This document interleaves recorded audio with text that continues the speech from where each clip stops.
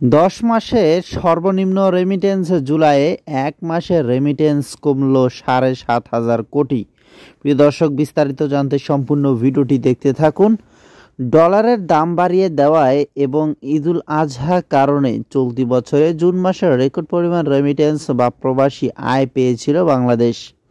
১ মাস না যেতেই উল্টো চিত্র দেখা যাচ্ছে। দেশ জুড়ে কোটা সংস্কার আন্দোলনে শিক্ষার্থীদের আন্দোলনে সৃষ্ট উদ্ভিদ পরিস্থিতিতে কমে গেছে রেমিটেন্স।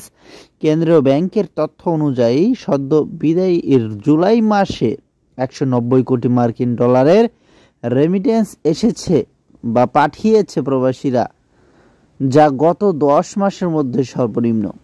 নিয়ম অনুযায়ী প্রতি মাসের প্রথম কর্মদিবসে আগের মাসের রেমিটেন্সের তথ্য কেন্দ্রীয় ব্যাংকের ওয়েবসাইটে প্রকাশ করা হয়, কিন্তু বৃহস্পতিবার ১ আগস্ট কেন্দ্রীয় ব্যাংক তা প্রকাশ করেনি। বিকালে সাংবাদিকরা বাংলাদেশ ব্যাংকের নির্বাহী পরিচালক ও মুখপাত্র মেজবাউল হকের কাছে রেমিটেন্সের তথ্য জানতে চাইলে বলেন, এখনও প্রতিবেদন কমপ্লিট হয়নি, কাজ চলছে, কমপ্লিট হলে জানানো হবে। পরে বিকেল ৫টার দিকে প্রতিবেদন প্রকাশ না করে সংক্ষিপ্তভাবে জুলাই মাসের কত ডলার এসছে তা হোয়াটসঅ্যাপে দেন। মুখপাত্র জানান, জুলাই মাসে ১৯০ কোটি ৯০ লাখ ডলার প্রবাসী আয় দেশে এসেছে। আগের বছর জুলাই মাসে যা এসেছিল ১৯৭ কোটি ৩০ লাখ ডলার।